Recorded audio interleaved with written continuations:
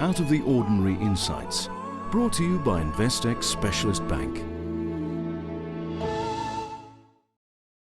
Well, welcome to this week's edition of Captains of Industry, where we speak to a well-known South African businessman with global experience. It is Bonang Mohale, who is the country GM, as well as the chairperson of Shell South Africa. Dr. Bonang, thank you so much for your time today. Gugu, thank you for having me. Let's first get into your leadership at Shell. It's a multinational conglomerate. Exciting times, I take it, regarding both international as well as local operations. What are the trends that you're seeing at the moment? I'm really very honored to be working for this most amazing company. So in Shell South Africa alone, our impact touches 20,000 people and directly about 5,000 people. Of course, I'm cheating a little bit because I'm counting also the half of our people who are at Sapref, the biggest refinery in Africa, also half of our people that are at Blenco, and also half of our people who are at Unico. And we collect no more than 3.7 billion South African rands a year, every year, through our 750 Shell service stations that we give to the Minister of Finance a year, every year in Texas. So this is really a global international oil company. It has a presence in almost 100 countries, and we employ about 100,000 people. And we are indeed Europe's #1 retailer. We operate in the entire value chain, from exploration and production to midstream, which is gas and power, and indeed downstream, which is really our oil, chemicals, aviation, marine lubricants, and indeed our LPG business.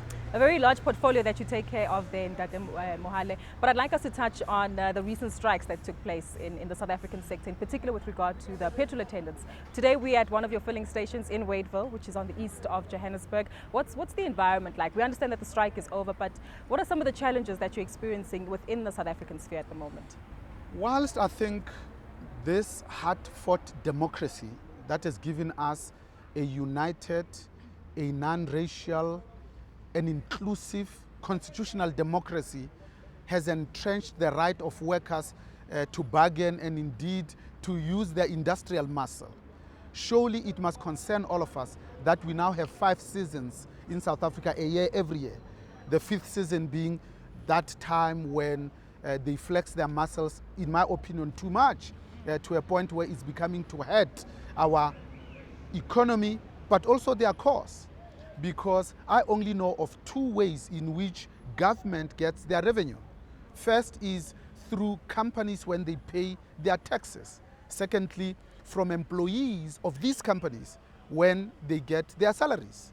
I don't know of any other means. So it behooves us as a South African that we should have a close, personal, intimate relationship between business on the one hand and indeed government on the other, underpinned by a very progressive understanding labor that is so progressive that sometimes they proactively go to management and say, because these are tough times and we can see that we are not internationally competitive and somebody is stealing our lunch, we are proposing a 0 salary increase for this year. That will show that really we are progressive. Because imagine for a moment, in the last 10 years, the Johannesburg Securities Exchange has grown by a whopping 76%. And yet the mining industry has contracted by 30%. So when you demand 100% salary increase in the platinum sector, where do you think that money is going to come from? And if indeed you do get it, there can only be one outcome. And that outcome will be the employer gives you the 100% salary increase, they will retrench some of your own employees. So it's about walking that tightrope as a leader to say, as labor, do we want our members to have highly inflated salary increase demands, or do we want a lot of us to be employed so that we start addressing some of the challenges that are keeping us awake of high levels of unemployment, which then lead to high levels of poverty and inequality. So overall, we are not immune to these challenges as South Africa. I think these are global challenges of, at the first instance, a world that is contracting and disintegrating at the same time. The second challenge being the challenge of global recession. So your partners, whether at the country level or even at a company level, are on hard times. They are not buying as much as they are buying from you. And then third challenge I think that we are confronted with is the whole issue of technology, how we are using technology to reach further and highest than we could just based on our own, but also to be able to enhance our memory, but also our capacity to do things. The last challenge I think for me that I see is the shift in power. In South Africa, the power has shifted from the employers to employees.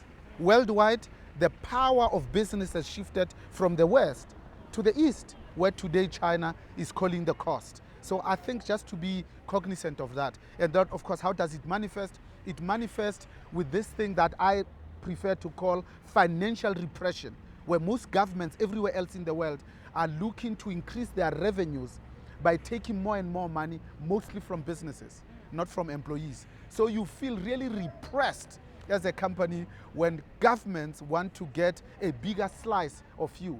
And in South Africa, we see it in the proposed amendments in the MPRDA, Mining Petroleum Resource Development Act, because I happen to be in energy, where for the first time, rightfully so, and Shell supports this, we see direct state participation.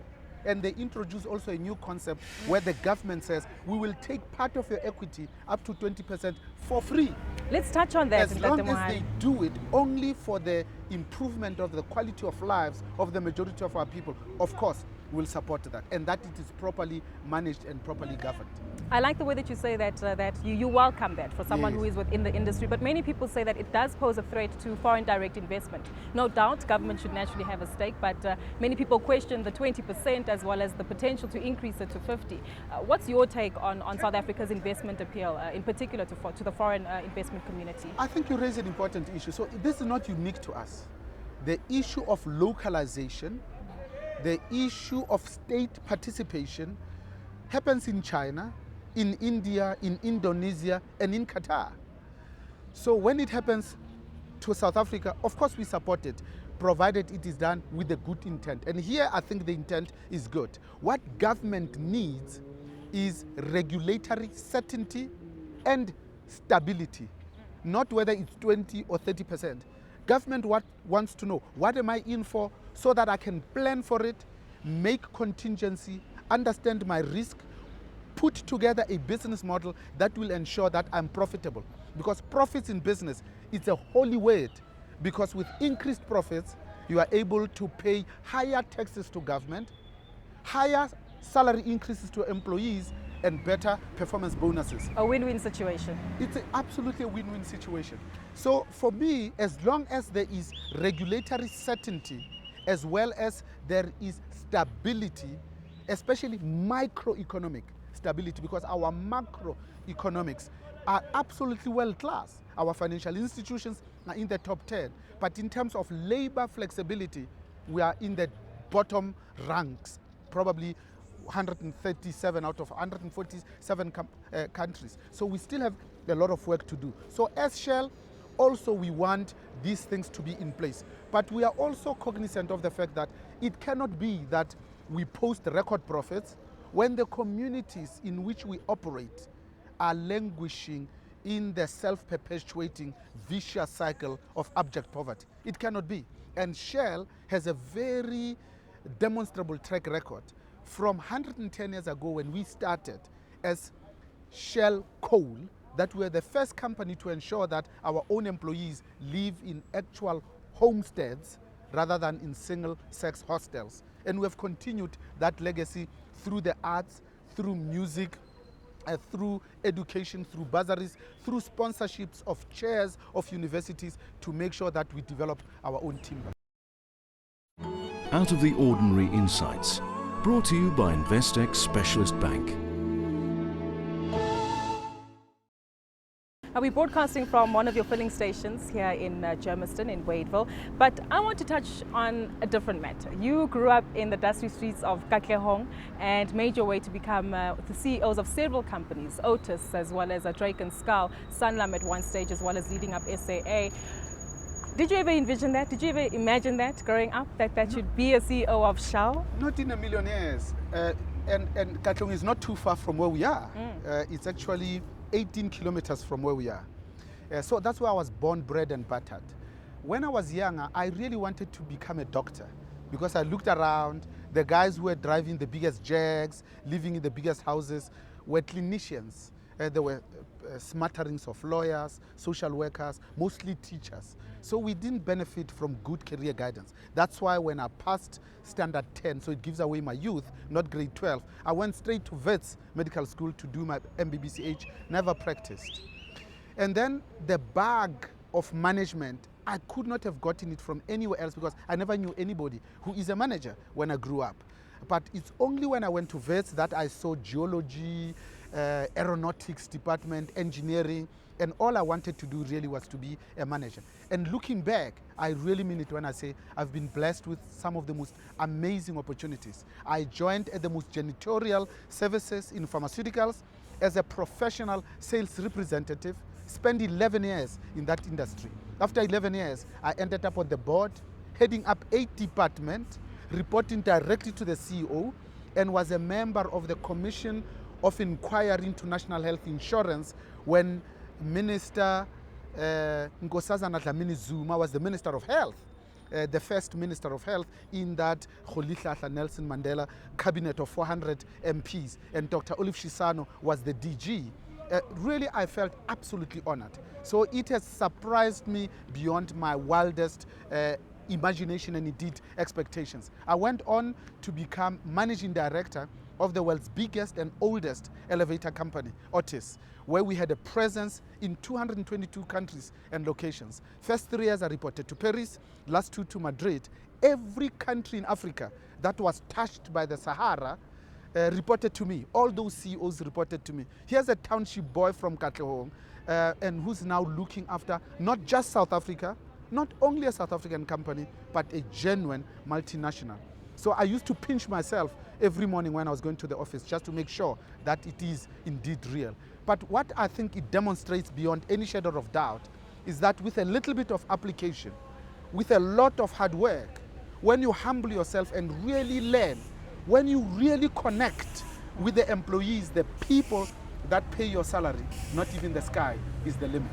But with that, Ntate Mohale, I doubt you learned your leadership skills or managerial skills in Katlehong. How was that mindset change, coming from just wanting to be a manager to having thousands of people reporting to you? That must have posed a challenge as well. Quite a huge challenge. So I think I was driven initially by the fear of poverty. Because I grew up like most township kids in a 4-roomed house. They all looked the same, so we didn't know that we were poor. But later on, I actually internalized the fact that I was poor when I went to Vets 1981 to do my first year MBBCH. And I said, I never, ever want to go back to there. Especially because I knew that there were some people that were responsible, that I was responsible for. My own mother, my 6 other siblings. And at that time, I'd fallen in love with the most beautiful young lady at school called Susan.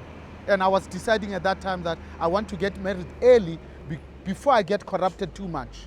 So for me, I think I looked at this and said, yo, I don't want to go back to Katlehong. But later on, it's nicer to give these things names. But for me today, I understand that I worked hard with an amazing singularity of purpose. And for me, I've always been blessed with a leadership position. And for me, I understood that anybody that feels called upon to lead is indeed a leader. And leadership sits center stage in everything that we want to do. Now I know that if leadership is at the center, then there's a piece there around context, because every leader is a product of your context. You need to understand what pain have you been brought to this earth to solve, ameliorate, or to reduce. Secondly, there's also a piece around direction setting. Leaders set direction. They are not shy to say, we are going to turn left 1 degree. It's how they do it. They might consult and be participative. They might bring the biggest skill that we bring into leadership, which is our active listening ability, but that's just the modality. Thirdly and lastly, it is about organizational capacity. because leadership happens in an environment where you are trying to create an ecosystem that is difficult for others to copy.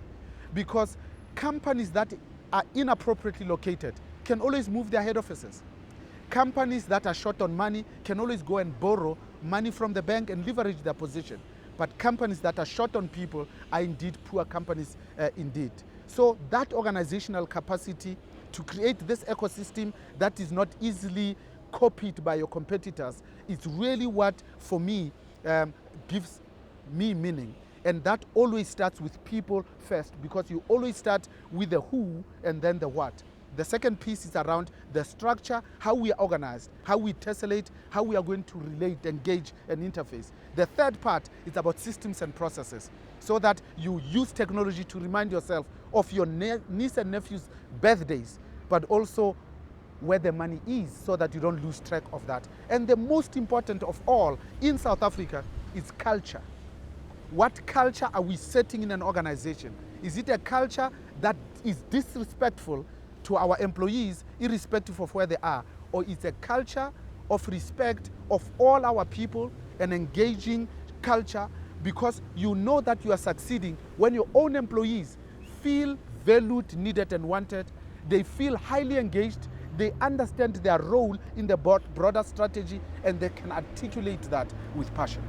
Dr. Mohale, that would also bring me to your association with the BMF, the Black Management Forum. You are the president of that association. I think your association with them stands for as long as 2 decades, if I'm not mistaken. Correct. But just with that, do you think as South Africans, we all know that our history of previously disadvantaged individuals, what do we need to change within the black mindset to ensure that we have more entrepreneurs coming through the folds, more CEOs like yourselves of huge multinational companies? To illustrate this point, you must ask black executives on a Friday evening, when they have tight deadlines to deliver on a board meeting of Monday morning, when they have a task, are they going to give it to a white person that has been with the company for 32 years, or to an aspirant black executive that is trying to prove himself or herself? The answer will be very incisive and indeed telling. I like the BMF. That's why I've spent 16 years on their board. That's why years later, when all the 9 provinces have come to me to say, Ntate Mohale, we think it is the correct time for you to lead us and reset us a little bit out of this stagnation that we feel, I accepted, enveloped that with both hands. Because the BMF stands for 2 things and 2 things only. First is the development of managerial leadership, primarily, but not exclusively, amongst black people. Secondly, it's about the socio-economic transformation. How do we do that? We do that by being a thought leadership advocacy organization that tries to instill the fear of God in our opponents who are anti-transformation, but to give skills, abilities, and capabilities to our own managers, so that when white corporate South Africa ask us as to where are these blacks that we should be putting to positions of leadership, that we know that as a direct result of our actions, we have given them programs, we have trained them, we have developed them, we have also, most importantly, given them an opportunity just to fail, because we learn more from the things that we don't get right the first time than those that we do. So for me, the BMF is a wonderful voice of reason in a South Africa that almost 20 years into our democracy says we have not transformed enough, because our companies do not look like South Africa. Whereas if you go to China, to India, those companies are unashamedly Chinese, Indian, indeed Japanese. But when you're in South Africa, sometimes you are confused as to where you are. So it is something that we take very seriously, that we think it's manifestly in the interest of the country to work with, because if we don't, our competitors will steal our lunch, but our neighbors will continue to be hungry, and we are the ones that cannot sleep at night. I take it this is something that you also unfold or deploy in your personal life, and also managing time between work as well as your wonderful wife that you mentioned of 31 years, as well as your 2 children who are also studying. So I take it family time and education and having a direction in life is also important for you. Absolutely. So, in the final analysis, the only thing that genuinely matters is family. Because success means nothing if you don't have somebody to share it with. I have Suze, 24th of August, happily married for 32 years. So she's married, I'm happy. And really blessed with two divine daughters. Sepiso, who's just graduated from an international MBA from Europe's #1 university, i.e. in Madrid, and my last born Maneo, who's doing her 3rd year at the University of British Columbia in Vancouver. So I think it was just an excuse to run away from their parents. That's why they went further. But the reason why the concept of work-life balance is important is because we want to produce embarrassingly good results at work while still married to our childhood sweethearts, and we don't change who we are. And we still devote a significant chunk of our time in the communities that has made us who we are. And we really set time aside and we steal it deliberately, consciously, purposefully from companies like Shell to counsel, coach and mentor young ones that are coming behind us, so that when they see us, we are indeed worthy of being role models, that we are indeed trustworthy for them to take their future and fate and put it in our hands, and they know that it is absolutely safe, confidential, nothing never to be shared with no one. Bonang Mohale, I wish we had an hour to continue with this conversation, but just to close off, what legacy do you want to leave behind, not only at Shell, but when we look back on your leadership abilities at the BMF, at Otis, one day when your grandchildren are talking about you, what do you want them to say about you? I want them to say that our grandfather came, genuinely understood that he had a sense of purpose. Secondly, to say he really left us with a culture of hard work, because hard work is not a bad word. These days, we are looking for shortcuts. Thirdly, to say our grandfather had such a singularity of purpose that in spite of the ups and downs, the left and the right turns, he stayed true to the cause. He was brave, he was vigilant, and he was determined. But most importantly, he was a person of substance, because everything that he did that represented him was wholesome and was in the best interest, not of their self, but of the others. Whether that others was Susan, family, or the broader South African community. That's how I want to be remembered. Bonang Mohale, it's been an absolute pleasure speaking to you.